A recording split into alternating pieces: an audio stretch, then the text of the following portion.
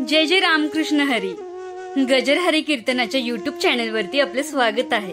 Video आवडल्यास व्हिडिओला like करा व असेच दर्जेदार व्हिडिओ पाहण्यासाठी चॅनलला सबस्क्राइब करा. पण कथा कशी श्रवण करायची त्याचे काहीतरी नियम असतात बरं. आज आपल्याला फक्त प्रस्तावना करायची आहे कथेची. एक कथेचं एक महात्म्य पाहायचं आहे. कारण की कोणतीही कथा असली की अगोदर त्या कथेचं काय पाहिलं जातं, महात्म्य पाहिलं जातं. भागवतात महात्म्य, रामायणात महात्म्य, शिवमहापुराणात महात्म्य. आणि आज आपल्याला सुद्धा काय करायचं आहे महाराज, या गजानन महाराजांच्या चरित्राचं फक्त आणि फक्त महात्म्यच बघायचं आहे, महात्म्य. म्हणून जरा असं लक्ष देऊन ऐका बरं, मला काय सांगायचं आहे. फार महत्वपूर्ण चिंतन करण्याचा प्रयत्न आपण या ठिकाणी करणार आहोत. बर गजानन विजय नावाचा ग्रंथ आहे, ज्या ग्रंथामध्ये गजानन महाराजांचं चरित्र विशद करण्यात आलेलं आहे. या ग्रंथाचे जे लेखक आहेत, रचयिते आहेत, त्यांचं नाव आहे महाराज दासगणू महाराज. यांचंही चरित्र मी तुम्हाला सांगणार आहे बरं का. दासगणू महाराजांचं, दासगणू महाराज हे या कथेचे, या ग्रंथाचे लेखक आहेत. त्यांचं पूर्ण नाव आहे गणेश दत्तात्रय सहस्त्रबुद्धे. लक्ष देऊन आहे का मी बोलतो कशा करताना. अध्याय आहेत 21 आणि ओव्या आहेत 3669. आणि पुढच्या 7 दिवसामध्ये या 3669 मधल्या ओव्यातला शब्द ना शब्द आपल्याला पाहण्याचा प्रयत्न करायचा आहे. आणि नुसता शब्द नाही तर त्या शब्दाचा अर्थ, त्या शब्दाचा भाव आपल्याला पाहायचा आहे. पण तो भाव आणि अर्थ केव्हा कळेल, जेव्हा आपण त्या कथेच्या नियमाने या कथेचं श्रवण करू तेव्हा. ऐका बरं मी बोलतो कशा करताना. जीवनामध्ये नियम फार महत्वाचे आहेत, जीवनामध्ये संयम फार महत्वाचा आहे.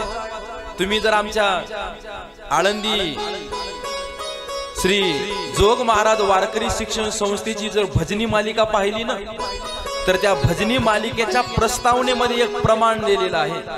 ते प्रमाण असं आहे, काही नित्य नियमाविन अन्न खाये तो श्वान, वाया मनुष्यपण भार वाहे तो ऋषभ.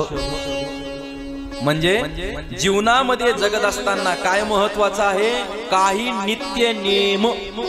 जीवनामध्ये नियम फार महत्वाचे आहेत. किती महत्वाचे आहेत, या शब्दात त्याचा गूढ अर्थ लपलेला आहे. ऐका, एक शब्द आहे नियम.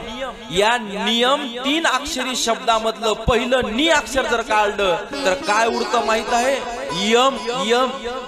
ज्यांचं जीवन नियमरहित झालं त्याची लवकरात लवकर यमाची गाठ झाल्याशिवाय राहत नाही. ज्याचं जीवन संयमरहित झालं, संयमचा स काढा, उरत काय, यम. ज्याचं जीवन संयमरहित झालं त्याची लवकरात लवकर यमाची गाठ भेट झाल्याशिवाय राहत नाही. मग तुम्हाला कथा श्रवण करायची आहे ना, मी नेहमी एक वाक्य वापरत असतो. कोणतं, तुम्ही किती ऐकता याच्यापेक्षा कसं ऐकता याला फार महत्व आहे. अजून एक वाक्य सांगू का, तुम्ही किती जगता याच्यापेक्षा कसं जगता याला फार महत्व आहे. तसं तुम्ही किती ऐकता याच्यापेक्षा कसं ऐकता. नाहीतर ती मराठी भाषेमधली म्हण आहे ना, नळी फुंकली सोनारे आणि इकडून तिकडून गेले वारे. असं होता कामा नाही. म्हणून मला सांगायचं काय, कमीच ऐकायचं, महत्वाचंच ऐकायचं, पण त्या ऐकलेलं काय करायचं महाराज, अंतकरणामध्ये ठसवायचं.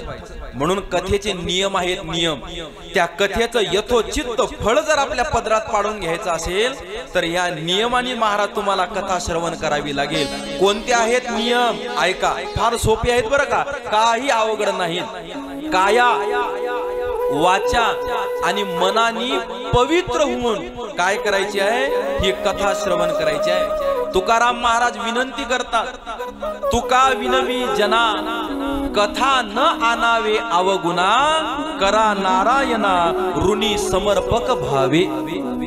तुकाराम महाराजांचे गोड शब्द आहेत महाराज. कथेला येत आहे ना, मग माझी तुम्हाला विनंती आहे. काय विनंती आहे, कथा न आणावे अवगुणा.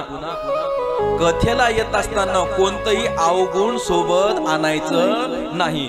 कोणकोणते अवगुण आहेत, काया वाचा मन. अपवित्र म्हणजे ते अवगुण आहेत.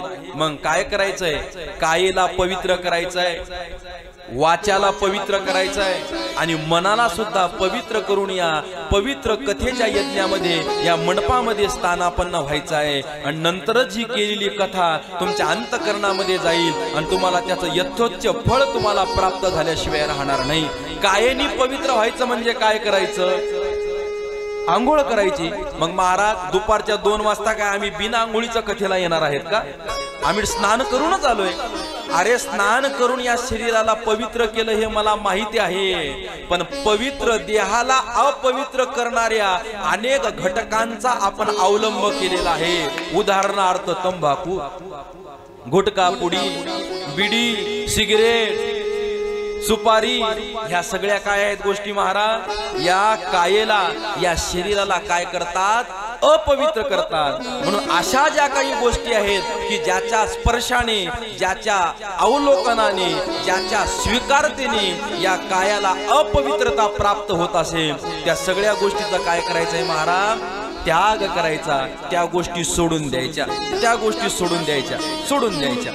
एक दुसरी गोष्ट वाचेनी पवित्र व्हायचं। तुम्ही म्हणसाल महाराज वाचेनी पवित्र व्हायचं म्हणजे काय?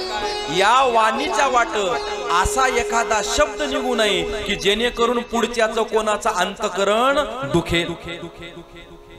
भाषा बोलायची महाराज कशी? साच आणि मवाळ, मितले आणि रसाळ। ज्ञानोबा गोड चिंतन करतात। बोलावं कसं? गोड बोललं पाहिजे, प्रेमानं बोललं पाहिजे, हळू बोललं पाहिजे, चांगल्या शब्दाचा वापर केला पाहिजे। आपले शब्द असतात महाराज, तुम्ही पती पत्नीचा एखाद्या दिवशी संवाद बघा। पतीनं चहा मागावा आणि पत्नीनं चहाचा कप आणून देत असताना राग राग तोंडातून शब्द घ्या, म्हणावा काय? घ्या ढोसा, ढोसा। अगं जेवायला वाढग, घ्या गिळा, गिळा। अगं झोपायचंय, हा आथरून टाकलंय, पसरा। गिळाण, ढोसान, पसरा। जेवण करा, चहा पिया, अंग टाका, हे शब्द नाहीत का आपल्याला वापरता येत? पण नाही, या वाणी वाट पुढच्याचं कोणाचं अंतःकरण दुखेल असे शब्द वापरायचे नाहीत। माता माऊल्यांना माझी विनंती राहील, शास्त्र सांगतो तुम्हाला विज्ञाना सगट शरीराला कुठेही जखम होऊ द्या, कुठेही जखम होऊ द्या, ऍज कम्पेअर शरीराला झालेल्या जखमेपैकी जिभेला झालेली जखम फार लवकर भरून निघते। जिभेला झालेली जखम फार लवकर भरून निघते, पण जिभेमुळे झालेली जखम आयुष्यभर भरून निघत नाही। म्हणून बोलून विचार केल्यापेक्षा विचार करून बोललं पाहिजे, आणि हे सुद्धा महाराज आपल्याला कथा शिकवते। म्हणून कायेनी पवित्र होऊन या, वाचेनी पवित्र होऊन या, नवे नवे मनानी सुद्धा पवित्र होऊन या। मनानी तुम्ही म्हणसाल महाराज मनानी कसं पवित्र व्हायचं? मनानी पवित्र व्हायचंय असं अंतःकरणात सुद्धा कोणाच्या विषयी द्वेष भावना उत्पन्न होऊ द्यायची नाही। मनात सुद्धा कोणाविषयी वाईट विचार आणायचा नाही। त्याला महाराज म्हणतात मनानी पवित्र होणं। चांगलेच विचार आपल्या काय ठेवायचे? मनामध्ये ठेवायचे, मनामध्ये ठेवायचे। आतापर्यंत जे झालं ते झालं, बरं झालं, गेलं गंगेला मिळालं। महाराज या ठिकाणी गोड एक ठिकाणी शब्द वापरतात, संत चरणी ज्याचा हेत त्याचा ऋणी रुक्मिणी कांत, आता मल रहित करा चित्त, गजानन चरित्र ऐकावया। दासगणू महाराजांची ओवी आहे। काय म्हणतात दासगणू महाराज? तुम्हाला गजानन महाराजांचं चरित्र ऐकायचं ना, मग कसं ऐका? आता झालं गेलं गंगेला मिळालं। कोणी म्हणल महाराज तुम्ही तर म्हणता कायेनी पवित्र व्हा आणि आम्ही तर तंबाखू खाणारे माणसं, आता इथं ऐकायला येणारे नसतात म्हणा तसे, पण आम्ही तर गुटखा खाणारे माणसं, आम्ही व्यसन करणारे माणसं, आमचा वाद होतो नेहमी। मग कसं? ते सगळं सोडून द्या। आता मल रहित करा चित्त, गजानन चरित्र ऐकावया। आता काय करा? झालं गेलं गंगेला मिळवा आणि पवित्र अंतःकरणाने, पवित्र पवित्र वाणीने, पवित्र कायेने या कथा मंडपात त्या ठिकाणी बसा आणि सर्व नियमाचं पालन जर आपण केलं ना, तर निश्चित या कथेचं फळ आपल्या पदरात त्या ठिकाणी पडल्याशिवाय राहत नाही। म्हणून माणसाचं जीवन नियमात असलं पाहिजे, नियमात। एका ठिकाणी मी एक वाक्य वाचलं होतं आशिष महाराज. ते वाक्य असं होतं, नियम सांगतोय तुम्हाला, जरा लक्ष देऊ नये का. मी तुम्हाला अगोदरच सांगितलंय, फक्त गजानन महाराज चरित्र आपल्याला बघायचं नाही, तर गजानन महाराजांच्या चरित्राची भाव कथा आपल्याला बघायची आहे. म्हणून या सगळ्या सगळ्या सगळ्या गोष्टीला स्पर्श आपल्याला त्या ठिकाणी करायचा आहे. ऐका, एका ठिकाणी मी एक वाक्य वाचलं होतं, ते वाक्य असं होतं, जरा लक्ष देऊन ऐका. हे वाक्य पाठ करा माझे आणि जीवनात आत्मसात करण्याचा प्रयत्न करा. ते वाक्य असं होतं, पैरों को रखो गरम, पेट को रखो नरम, दिमाग को रखो ठंडा, और फिर भी तुम्हारे पास आए डॉक्टर तो उसको मारो दंडा. डॉक्टरची गरजच महाराज तुम्हाला पडणार नाही. केव्हा? जेव्हा तुम्ही पायाला गरम ठेवाल तेव्हा, पोटाला नरम ठेवाल तेव्हा, आणि डोक्याला थंड ठेवाल तेव्हा. आपण पायाला ठेवतो थंड आणि डोक्याला ठेवतो गरम. आणि का आपल्याला डॉक्टरची गरज पडणार नाही? काय सांगतोय मी तुम्हाला नियम सांगतोय. नियम काय करायचंय, या कथेचं यथोचित्त फळ जर आपल्या पदरात पाडून घ्यायचं असेल तर एकच करा, काया वाचा आणि मनाने पवित्र होऊन ही कथा श्रवण करण्याचा प्रयत्न करा. मनाने पवित्र व्हा, मनाने पवित्र व्हा. महाराज, मनाने पवित्र होणं म्हणजे काय? तुम्हाला काय वाटतं देव कुठेही राहतात का? काय नाही.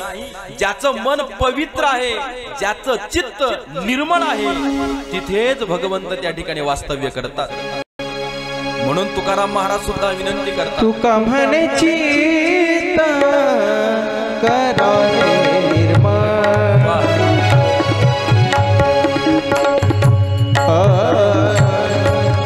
तुका म्हणे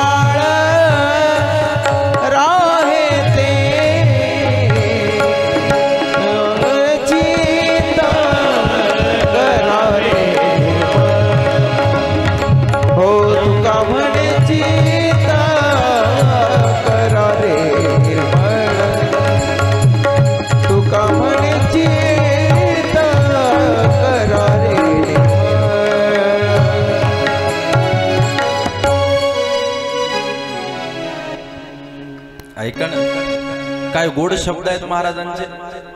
तुका म्हणे चित्त करारे निर्मळ, येऊनी गोपाळ राहे तेथे.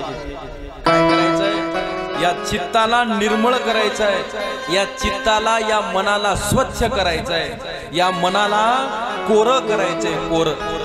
ऐका ना, मी बोलतो कशा करताना, ही कथा आपल्याला श्रवण करायची आहे ना, या कथेचं फळ यथोचित्त आपल्या पदरात आपल्याला पाडून घ्यायचं आहे ना. हो, मग या मनाला महाराज त्या ठिकाणी पवित्र करा, या मनाला त्या ठिकाणी कोरं करा. हजारो वर्ष सिद्धी प्राप्त करणारे चांगदेव महाराज जेव्हा ज्ञानोबारायांना पत्र लिहिण्याची वेळ आली, तेव्हा त्यांचं एवढं मोठं ज्ञान सुद्धा अपूर्ण पडलं. नमस्कार लिहावा का आशीर्वाद लिहावा, हा प्रश्न चांगदेव महाराजांना पडला आणि ते एक शब्द सुद्धा लिहू शकले नाही. आणि चांगदेव महाराजांना ज्ञानोबारायांना दिलेलं पत्र कोरच तसंच्या तसं पाठवून दिलं. जेव्हा ज्ञानोबारायांकडे ते पत्र आलं, ज्ञानोबारायांच्या भावंडांना कळालं, काही मंडळींना कळालं, लोक हसू लागले. अरे 1400 वर्ष सिद्धी प्राप्त करणारे चांगदेव महाराज पण कोरेच राहिले, कोरेच का? अरे पत्र कोरं पाठवलं, कोरं. पण आमच्या ज्ञानोबारायांनी स्मित हास्य केलं आणि आपल्या भावंडांना ज्ञानोबाराय बोलू लागले, अरे बरं झालं ना कोरं पाठवलं, काही गिचडी मिचडी लिहिलं असतं तर आपल्याला त्याच्यात काही लिहिता आलं नसतं. कोरं पाठवलं म्हणून आपल्याला काहीतरी तिच्यावर लिहिता येईल. चांगदेव महाराजांनी कोरं पत्र पाठवलं होतं म्हणून ज्ञानोबारायांनी तिच्यावर ओव्या लिहिल्या 65 आणि चांगदेव 65 नावाचा ग्रंथ तुम्हा आम्हाला उपलब्ध झाला. का? पत्र कोरं होतं म्हणून. तशी चांगदेव महाराजांकडे आमची एक तक्रार आहे, जराशे 2-4 कागद जास्त पाठवले असते तर 65च नाही तर 165 ओळ्या आम्हाला मिळाल्या असत्या, नाही का? पण करावं काय, त्या 65 ओळ्याचा ज्ञानाचा गाभा आपण अजून गाठू शकलो नाही आणि 165 ओळ्याचा कधी गाठला असता? ऐका ना मी बोलतो कशा करताना. पत्र कोरं होतं म्हणून ज्ञानोबारांना तिच्यावर काहीतरी लिहिता आलं. आणि हे मन जर घरूनच आपण सगळ्या वादानी षड विकारांनी जर भरून आणलं तर हे गजानन महाराजांचं चरित्र आपल्या अंतकरणात कोरल्या जाईल का? याला आपल्या अंतकरणात मनात जागा मिळेल का? मिळणारच नाही. म्हणून घरचा विचार घरी, घरचा वाद घरी. आणि काय करायचंय, कथेला येत असताना या मनाला काय करायचंय, कोरं करायचंय. हे मन महाराज गोड चिंतन करतात. महाराज हे मन कैसे कैवडे, राहो तरी न सापडे, एरवी रहाटवया थोडे, त्रैलोक्य या. ज्ञानोबारायांची ओवी आहे. हे मन पाहिलं तर फार छोटं आहे, हो फार छोटं आहे. पण फिरून यायला 3 लोक सुद्धा त्याला काय पडतात, कमी पडतात, कमी पडतात. म्हणून काय करा, या मनाला स्वच्छ करा, या मनाला कोरं करा. अजून एक शब्द वापरू का, या मनाला एकाग्र करा. हे कथेचे नियम सांगतोय बरं काय मी तुम्हाला. आज पहिला दिवस आहे ना, प्रस्तावनाच करायची फक्त आपल्याला. या मनाला महाराज एकाग्र करा, एकाग्र. जोपर्यंत एकाग्र हे मन होणार नाही, ते मराठी भाषेमध्ये एक मन आहे ना, देह देवळात चित्त खेटरा, तशी आपली तुमच्या आमच्या मनाची गत होऊ देऊ नका. एका गावामध्ये भागवत चालू झालं. भागवतकार गेले पण एकटे नाही गेले. तुम्ही म्हणसाल संच घेऊन गेले असतील, संच घेऊन तर गेलेच गेले, पण सोबत एक मांजर घेऊन गेले, मांजर. आणि ती मांजर महाराज भागवतकार महाराजांनी व्यासपीठावर वरी ठेवली, स्टेजवर. आणि नुसती ठेवली नाही, त्या मांजरीच्या मस्तकावर दिवा ठेवला, पेटता दिवा. आणि कथा सुरू झाली. 5-10 मिनिटाची कथा व्हावी आणि महाराजांनी समोर बसलेल्या श्रोत्यांना म्हणावं, बघा कशी कथा श्रवण करावी, माझ्या मांजरीसारखी कथा श्रवण करावी. हलते का, डुलते का, दिवा पडू देते का, विजू देते का. पुन्हा 10-5 मिनिटं कथा व्हावी आणि महाराजांनी पुन्हा श्रोत्यांना टोमणा द्यावा, बघा कथा कशी श्रवण करायची, माझ्या मांजरीसारखी करायची. हलते का, डुलते का. आता आजकालचे श्रोते म्हणजे वक्त्यापेक्षा हुशार. 2 दिवस होऊ दिले, एक श्रोता परेशान झाला महाराजांच्या टोमण्याने. दुसऱ्या दिवशी घरी गेला. रात्री आपल्या एका आडगळीत पडलेल्या खोलीमध्ये पिंजरा लावला आणि त्या पिंजऱ्यामध्ये रात्रभरामध्ये 4-5 उंदीर पकडले. आणि दुसऱ्या दिवशी कथेला येत असताना एका पिशवीत एक उंदीर टाकला आणि तो उंदीर कथेला घेऊन आला सोबत, समोरच बसला. महाराजाला 2-3दा म्हणून दिलं, बघा कथा कशी श्रवण करायची, माझ्या मांजरीसारखी करायची. हलते का, डुलते का, असं 2-3दा महाराजांना म्हणू दिलं. आणि त्या श्रोत्यांनी हळूच उंदीर काढला आणि त्या मांजरी समोर सोडला. आता ती मांजर काय माळकरी थोडी होती, ती दिवा एकीकड आणि तुझी मांजर एकीकड. महाराज एका घासात त्या उंदीर तिनं गट्ट केला. श्रोते म्हणू लागले, महाराज अशीच कथा श्रवण करायची का? म्हणले हो अशीच करायची. टोमनाच आहे पण कथाकाराला नाही. हा टोमना महाराज श्रोत्यांना आहे, श्रोत्यांना. तुम्ही कथा श्रवण करसाल ना तर असे बरेचसे उंदर तुमच्या पुढे उड्या मारतील उड्या. कसे उंदर? बाई कथेला तर आली पण दरवाजा लावून येताना व्यवस्थित कडी लावली का नाही? मुलं शाळेतून आले तर व्यवस्थित घरी राहतील का नाही? व्यवस्थित जेवण करतील का नाही? सोयाबीन आता त्या ठिकाणी सोंगायला आलेली आहे, व्यवस्थित माणसं शेतात जातील का नाही? व्यवस्थित सोयाबीनची कापणी होईल का नाही? ते व्यवस्थित जमा करतील का नाही? अशा बऱ्याचशा उड्या आपल्या समोर ते उंदर मांडल्याशिवाय राहणार नाही. पण काय करायचंय आपल्याला?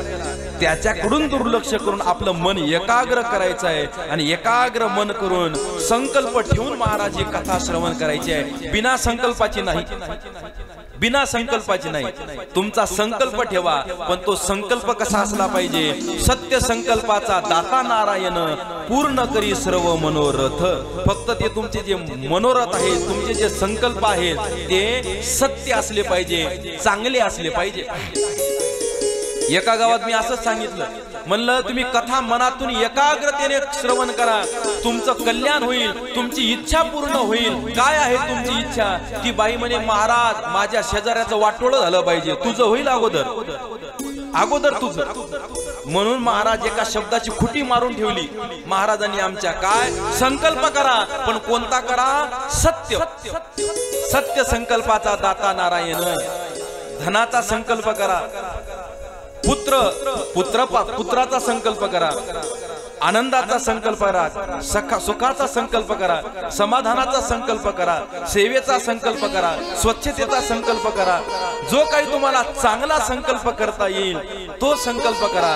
निश्चित छातीला हात लावून सांगतो आमचे गजानन महाराज तुमचा संकल्प पूर्ण केल्याशिवाय राहणार नाहीत. इच्छितच तुमचा संकल्प पूर्ण होईल, निश्चित तुमचा संकल्प पूर्ण होईल. आणि याची शाश्वती तुम्हाला आज येणार नाही, आज येणार नाही. कथेचे दिवस जसे जसे पुढे जातील ना महाराज, तसे तसं तुम्हाला त्या ठिकाणी काय होईल याची शाश्वती त्या ठिकाणी आल्याशिवाय राहणार नाही. खोटं नाही सांगत, शाश्वती आहे महाराज. हा साक्षात्कार आहे गजानन महाराजांचा. मी भागवत कथा करतो, मी राम कथा करतो, मी शिव महापुराण कथा करतो. प्रत्येक कथा करत असताना, या कथेचं चिंतन करत असताना 2-2, 3-3 वर्ष लागले मला. अभ्यास करत असताना रामायण 2 वर्ष, भागवत 2 वर्ष, शिव महापुराण 1-1.5 वर्ष अभ्यास करावा लागला. अजूनही चालूच आहे. आणि मग अभ्यास 2-2, 3-3 वर्षाचा करून मला त्या ठिकाणी ती कथा सांगावी लागली. मी कथाकार झालो पण मला सांगायला महाराज गर्व वाटतो, अभिमान वाटतो.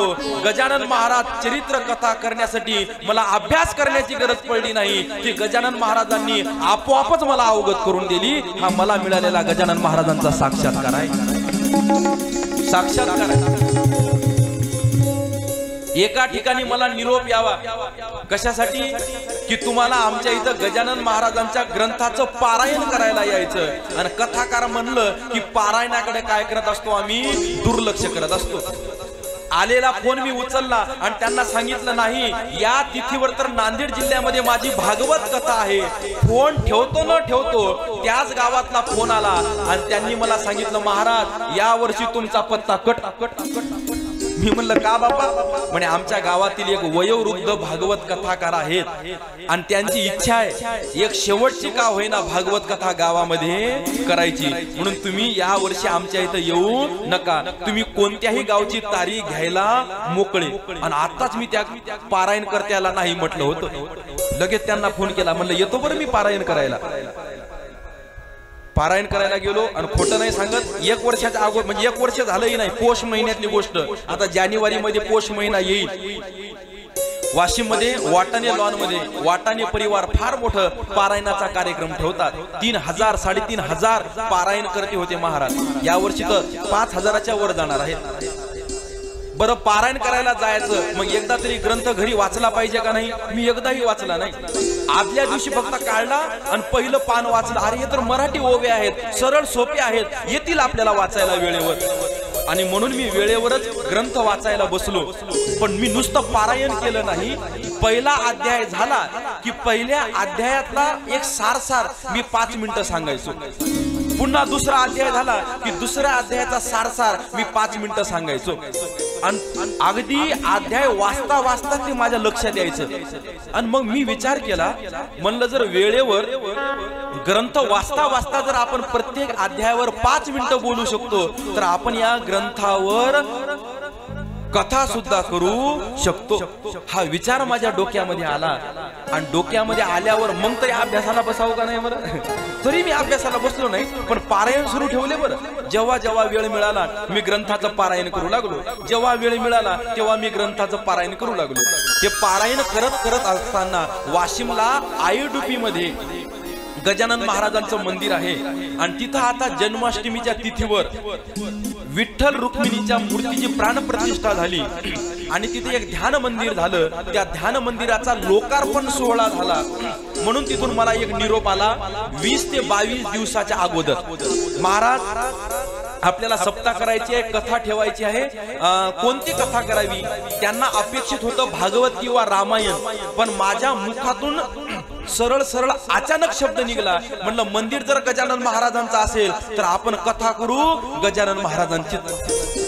आणि फोन आला होता कार्यक्रमाच्या तारखेपासून 22 दिवसा अगोदर, 22 दिवस अगोदर, आणि तो 22वा दिवस गेला आणि 21व्या दिवसापासून मी ते कथाचा अभ्यास करायला सुरुवात केली। काय योगायोग, अध्याय सुद्धा 21 आणि अभ्यास सुद्धा सुरू केला 21 दिवसा अगोदर।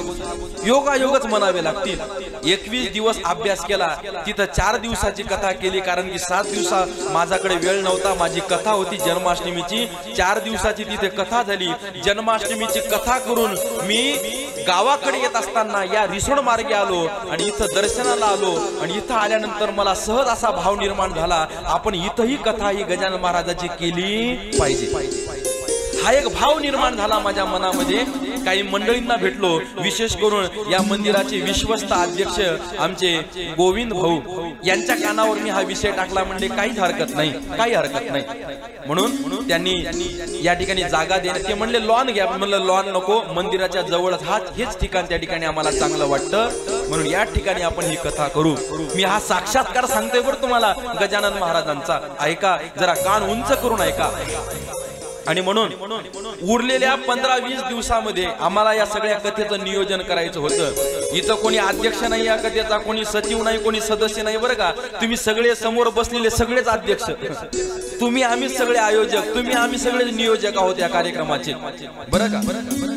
म्हणून आम्ही स्वतः या ठिकाणी विचार केला की गजानन महाराजांचं चरित्र, खरं चरित्र, या चरित्राचा खरा अर्थ गजानन महाराजांच्या भक्ताच्या कानावर जाणं फार महत्वाचं आहे। आणि म्हणून की काय, गजानन महाराजांनी त्यांचं चरित्र माझ्या डोक्यामध्ये, माझ्या बुद्धीमध्ये उत्पन्न करून दिलं। घरी झोपाकडून फायदा नाही म्हणून या ठिकाणी महाराज हा प्रयत्न केला आणि मी ते प्रयत्न करत असताना फक्त या व्यासपीठापुरता केला नाही, स्वतः पॉम्पलेट चिटकवायला मी गेलो, स्वतः बॅनर लावायला मी गेलो, स्वतः तुमच्या पर्यंत मी या ठिकाणी येऊन पोहोचलो आणि विनंती केली की गजानन महाराज चरित्र कथा श्रवण करायला या, कारण का गजानन महाराजांचा आशीर्वाद मला प्राप्त झालेला आहे आणि त्या आशीर्वादातून त्या ठिकाणी गजानन महाराजांच्या चरित्राचा प्रसार मला महाराष्ट्रात, या भारतात मला या ठिकाणी करायचा आहे। खोटं नाही सांगत, गजानन महाराज भारतापुरते मर्यादित राहिले नाही। अहो 7 समुद्रा पलीकडे अमेरिकेमध्ये गजानन महाराजांचं मंदिर उभं राहिलेलं आहे। हे महाराज तुमच्या आमच्या साठी, गजानन महाराजांच्या भक्तासाठी गर्वाची गोष्ट आहे। अमेरिकेमध्ये, दुसऱ्या देशामध्ये, म्हणून एवढे अमर्यादित छोटे आमचे संत गजानन महाराज राहिलेले नाही। काय मोठेपण आहे गजानन महाराजांचं, हेच मला तुम्हाला पुढच्या 7 दिवसामध्ये त्या ठिकाणी सांगायचं आहे। पण नुसतं श्रवण करू नका, केलेल्या कथेच्या श्रवणाचं निधिध्यासन करा, मनन करा आणि ती कथा आत्मसात करण्याचा प्रयत्न करा। ऐका ना, तहान लागलेला व्यक्ती जेव्हा आपल्या मुलाला आवाज देतो, बाळू पाणी दे रे, बाळू पाणी दे म्हटल्यानंतर हो बाबा देतो, फक्त एवढं म्हटल्यानंतर बाबाची तहान भागेल का? नाही, फक्त पाणी देतो म्हटल्यावर तहान भागत नाही। बाळूला उठावं लागेल, ग्लास घ्यावा लागेल, माठातलं पाणी ग्लास मध्ये घेऊन बाबांच्या हातामध्ये द्यावं लागेल, बाबांनी तो ग्लास आपल्या तोंडाला लावावा लागेल आणि गडगड जेव्हा ते पाणी ओठावाटे, मुखावाटे, पोटात गेलं तेव्हा त्याची तहान भागेल. कथेचंही तसंच आहे. नुसतं कथा श्रवण करतो असं म्हटल्यावर जमत नाही. तुम्हाला मंडपामध्ये यावं लागेल. मंडपामध्ये येऊन ही कथा श्रवण करावी लागेल. कथा श्रवण करून ती आत्मसात करावी लागेल. अंतःकरणामध्ये पोहोचावी लागेल. आणि अंतःकरणामध्ये पोहोचलेल्या कथेनुसार आपलं जीवन जगण्याचा प्रयत्न करावा लागेल. म्हणून या कथेचे नियम आज मी तुम्हाला या ठिकाणी सांगण्याचा प्रयत्न करतोय. ऐका बरं का. म्हणून एकाग्र चित्ताने काया वाचा मनाने पवित्र होऊन आपल्याला काय करायचे, ही कथा श्रवण करायची आहे. कथा श्रवण करायची आहे. तुम्हाला माहित आहे अगस्ती महाराजांकडे भगवान शंकर गेले होते म्हणतात कथा श्रवण करायला. पण एकट्याला भगवान शंकराला अगस्ती महाराजांनी कथा सांगितली नाही. कारण की ही कथा म्हणजे काय आहे, हा सुद्धा महाराज एक यज्ञच आहे. हा सुद्धा महाराज एक तपच आहे. आपण एखाद्या सप्ताहाचे जर 12 वर्ष पूर्ण झाले ना तर आपण काय म्हणतो, एक काय पूर्ण झालं, तप पूर्ण झालं. तप 12 वर्ष एखादं जर नियमित आपण कार्य केलं तर एक तप पूर्ण होत असतं. हे तपच आहे. हा सुद्धा महाराज ज्ञान यज्ञ आहे. आणि या ज्ञान यज्ञाला जात असताना एकटं जात असतात का यज्ञात आहुती द्यायला नुसता पती किंवा पत्नी टाकत असतो का? नाही. हा सुद्धा एक यज्ञच आहे. तुम्हाला माहित आहे का प्रभू रामचंद्र एक बाणी एक वचनी एक पत्नी मर्यादा पुरुषोत्तम प्रभू रामचंद्राचं चरित्र आहे. एक पत्नी म्हणून सीता मातेचा त्याग केला होता आणि यज्ञ करायचा होता. यज्ञात आहुती टाकायला डाव्या अंगाला पत्नी पाहिजे होती आणि दुसरं लग्न करायला आमचे प्रभू रामचंद्र तयार नव्हते. मग त्यांनी काय केलं माहित आहे, सोन्याचा पुतळा सीता मातेचा तयार केला आणि डाव्या अंगाला ठेवला आणि मग यज्ञ पूर्ण केला. माझी श्रोते मंडळींना विनंती असेल, येताना एकटं येऊ नका, जोडीनं या. जोडीनं पती आणि पत्नीनं जोडीनं या. जर जोडीनं कथा जर तुम्ही श्रवण केली तर यथेच्छ 100% तुम्हाला याचं फळ मिळाल्याशिवाय राहत नाही. मग तुम्ही म्हणसाल महाराज त्यांना सवड नाही. मग जर सवड नसेल, पत्नी येत असेल, पती येत नसेल तर पत्नीनं नवऱ्याची एक मूर्ती करायची सोन्याची आणि आपल्या उजव्या बाजूला ठेवायची. पती येत असेल, पत्नी येत नसेल तर त्यांनी पत्नी तयार करायची सोन्याची मूर्ती, लहान मोठी तुमच्या आकाराच्या पद्धतीनं करा आणि डाव्या बाजूला ठेवायची. 7 दिवस सोन्याच्या मूर्त्या बाजूला ठेवून कथा श्रवण करायची आणि शेवटच्या दिवशी त्या सगळ्या सोन्याच्या मूर्त्या कथाकाराला दान करायच्या. असो, गमतीचा भाग सोडा. मी बोलतो कशा करताना जरा लक्ष देऊन ऐका. अगस्ती महाराजांकडे गेले आणि सांगितलं नाही एकट्याला मी कथा सांगत नाही, मग जोडीनं या, जोडीनं. आणि मग सती माता होत्या तेव्हा सती माता, मग सती मातेला आणलं अगस्ती महाराजांकडे. चल आपल्याला कथा श्रवण करायला जायचंय. बसली डाव्या अंगाला, पण सती मातेनं एकाग्र चित्त करून कथा श्रवण केली नाही. झोप लागली म्हणता सती मातेला. झोप ऐका बरं का. सती मातेला काय लागली? झोप लागली. झोप. आणि सती मातेला झोप लागल्यामुळे प्रभू रामचंद्र सती मातेला कळाले नाही. सती मातेनं प्रभू रामचंद्राची परीक्षा घेतली आणि म्हणून भगवान शंकरांनी सती मातेचा त्याग केला आणि आपल्याच वडिलाच्या यज्ञामध्ये सती मातेला जळून खाक व्हावं लागलं. का? कथा श्रवण नियमाने केलं नाही म्हणून, एकाग्र चित्ताने केलं नाही म्हणून. ऐका, माझा नियम ऐका. मी तुम्हाला काय सांगतोय, माझा नियम तुमच्या मनाला आहे, मनाला. मी तुम्हाला कधीच म्हणणार नाही की कथा श्रवण करताना मांडी घालूनच बसा. नाही महाराज, कधीच नाही. तुम्ही माझ्या कथा आधीही एखाद्या वेळेस कोण ऐकल्या असतील, फेसबुक युट्यूबला आहे. मी कधीच कोणाला म्हटलं नाही मांडी घालूनच बसा, बसल्यावर उठूच नका, असंच बसा, तसंच बसा. बिलकुल नाही. 3-3 तास एका जाग्यावर सारखी मांडी घालून प्रत्येकाला बसणं होत नाही. मधात मांडी मोडावी लागते. काही हरकत नाही मांडी मोडली तर. एखाद्याला एखादा पाय लांबून बसण्याची सवय असेल, बिलकुल महाराज पाय लांबून बसा. फक्त याचं गांभीर्याने विचार करा. आपल्या पायाचा दुसऱ्याला त्रास होता कामा नाही, दुसऱ्याला आपली लात लागता कामा नाही. ज्याला खाली बसणं होत नसेल त्यांनी खुर्चीवर बसा. किंबहुना आम्ही काही उद्या खुर्चीची उपाययोजना सुद्धा या ठिकाणी करणार आहे.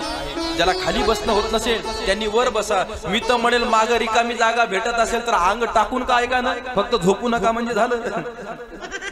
ऐका म्हणून फक्त इथं कथेच्या मंडपात येऊन कथा श्रवण करा. मग तुम्ही म्हणसाल महाराज एवढी सूट देताय तर आमचं घर इथं जवळच आहे आणि या माईकचा स्पीकरचा आवाज आमच्या घरी येतो, मग आम्ही घरी कथा ऐकतो ना. एवढी जर तुम्ही आम्हाला सूट देत असाल तर तुम्ही घरी कथा ऐकली तरी काही हरकत नाही. पण इथंच या. इथं काय या, कारण की यज्ञाच्या मंडपामध्ये फक्त कथाकार नसतो, श्रोते नसतात, तर यज्ञाच्या मंडपात साक्षात भगवान त्यांचं वास्तव्य या ठिकाणी यज्ञामध्ये असतं, या कथेच्या मंडपामध्ये असतं. ऐका ना, यत्र यत्र राम कथा तत्र तत्र पवन पुत्र. आपण ऐकलं असेल, जिथं जिथं राम कथा असते तिथं तिथं भगवंत असतात. माझे भक्त गाती तेथे नारदा उभा मी तेथे. भगवान श्रीकृष्णांनी विष्णूंनी नारदजींना वरदान दिलं. काय? नारदा, माझे भक्त जिथं जिथं माझी कथा ऐकतील ना, जिथं जिथं माझं भजन करतील ना, तिथं तिथं काय राहील, मी उपस्थित राहील. म्हणून तुम्हाला ही सुवर्ण संधी आहे. देवाच्या मांडीला मांडी लावून जर तुम्हाला कथा ऐकायची असेल ना, तर त्याच्यासाठी तुम्हाला या कथेच्या मंडपापर्यंत यायचं आहे. त्याच्यासाठी कथेच्या मंडपापर्यंत यायचं आहे. आता हीच कथा तुम्हाला काही दिवसांनी युट्यूबवर पण बघायला मिळणार आहे. पण ते फळ मिळणार आहे का, तो आनंद मिळणार आहे का? नाही. म्हणून लक्ष देऊन ऐका मी बोलतो कशा करताना. या कथेचे नियम सांगण्याचा प्रयत्न मी तुम्हाला त्या ठिकाणी करतोय. म्हणून काय करायचंय, सहपरिवार सहकुटुंब जोडीनं महाराज काय करा, कथा श्रवण करण्याचा प्रयत्न या ठिकाणी करा. कथा श्रवण करण्याचा प्रयत्न या ठिकाणी करा. आणि खरं सांगतोय तुम्हाला, गजानन महाराजांचं चरित्र महाराज आगाध आहेत. कसं राहावं, कसं बोलावं, कसं जेवावं, पाणी कसं प्यावं, कसं झोपावं, कसं चालावं, अशा छोट्या छोट्या गोष्टी आपल्याला गजानन महाराजांच्या चरित्रामध्ये शिकायला मिळतात. तुम्ही म्हणसाल महाराज ह्या गोष्टी शिकायला मिळतात? हो, तुम्हाला आज नाही ते लक्षात येणार. मी एक एक एक एक एक एक दिवस जशी रोज रोज गजानन महाराजांची कथा सांगेल ना, तुम्हाला आनंद येईल महाराज. आणि खरं सांगू का तुम्हाला, गजानन या शब्दाचा अर्थ माहित आहे का तुम्हाला काय आहे? तुम्हाला या सगळ्या गोष्टी मी सांगणार आहे रोज. गजानन या शब्दाचा अर्थ आहे गज अधिक आनंद. गज म्हणजे हत्ती, हत्ती म्हणजे मोठा. मोठ्यात मोठा आनंद ज्याचं चरित्र श्रवण केल्यावर मिळतो ते चरित्र आहे आमचं गजानन महाराजांचं चरित्र. म्हणून तो जीवनामध्ये जर मोठा आनंद, परम आनंद जीवनामध्ये जर तुम्हाला प्राप्त करून घ्यायचा असेल तर त्याच्यासाठी महाराज तुम्हाला कथा श्रवण करायची आहे. कोणाची? गजानन महाराजांची. आणि नुसती गजानन महाराजांची कथा नाही महाराज, तर गजानन महाराजांच्या सेवाधाऱ्यांची सुद्धा कथा आपल्याला या ठिकाणी श्रवण करायची आहे. बाळाभाऊंची कथा आपल्याला श्रवण करायची आहे. भास्कर पाटलाची कथा आपल्याला श्रवण करायची आहे. बंकटलालजींची कथा आपल्याला या ठिकाणी श्रवण करायची आहे. अशा कित्येक गजानन महाराजांच्या भक्तांची कथा आपल्याला या ठिकाणी काय करायची आहे, अशा प्रकारे श्रवण करायची आहे की जेणेकरून गजानन महाराजांचं भक्त आपल्याला कसं होता येईल, की जे तुम्ही आहोत सुद्धा. पण खरं भक्त, खरं चरित्र आपल्याला काय करायचं आहे, या ठिकाणी महाराज श्रवण करायचं आहे. ऐका ना मी बोलतो कशा करताना. म्हणून फक्त एकच करा. काय करा? काया वाचा आणि मनाने पवित्र होऊन ही कथा श्रवण करा. या मनाला एकाग्र करून ही कथा श्रवण करा. या मनाला भावयुक्त अंतःकरण आपल्या मनाला करून ही कथा श्रवण करण्याचा प्रयत्न करा.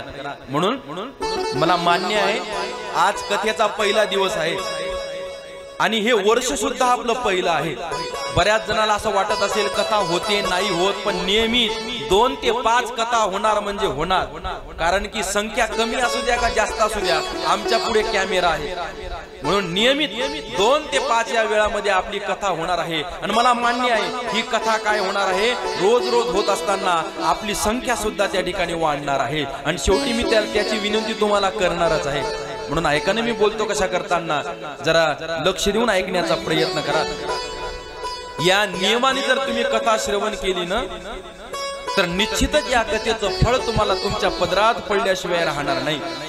म्हणून अशा प्रकारे या कथेचे नियम मी तुम्हाला सांगण्याचा प्रयत्न केलेला आहे।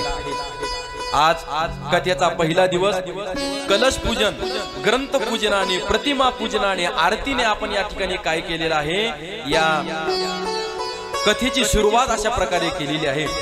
सुरुवातीच्या या वेळेमध्ये मी तुम्हाला या कथेचं श्रवणाची एक नियम सांगण्याचा प्रयत्न केलेला आहे।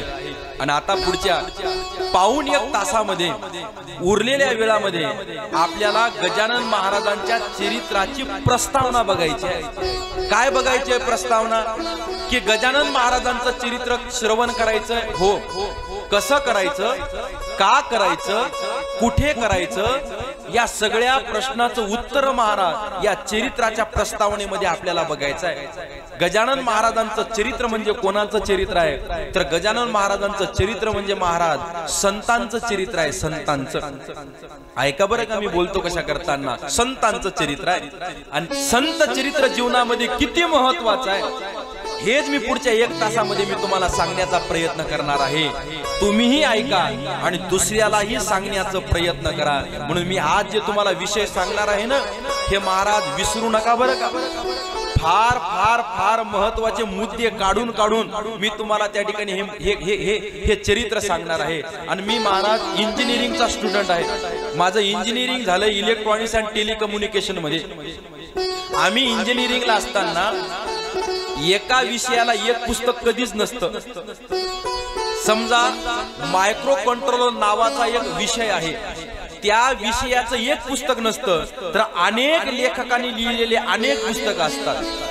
मग कोणत्या लेखकांनी लिहिलेल्या पुस्तकामधला हा भाग चांगला असतो, कोणत्या लेखकांनी लिहिलेल्या पुस्तकामध्ये तो भाग चांगला असतो। मग आम्ही काय करतो, 5-10 पुस्तक रेफरन्स म्हणून जवळ घेतो आणि चांगले चांगले मुद्दे काढून त्याची एक नोट्स तयार करतो आणि त्या नोट्स मधून अभ्यास करून त्या परीक्षेचं त्या परीक्षेमध्ये त्या ठिकाणी लिहिण्याचा प्रयत्न करतो। म्हणून मी जी तुम्हाला कथा सांगणार आहे ती कथा फक्त आणि फक्त गजानन विजय ग्रंथातून सांगणार नाही। जवळ जवळ गजानन महाराजांचं चरित्र सांगण्यासाठी मी 72 ग्रंथाचा अभ्यास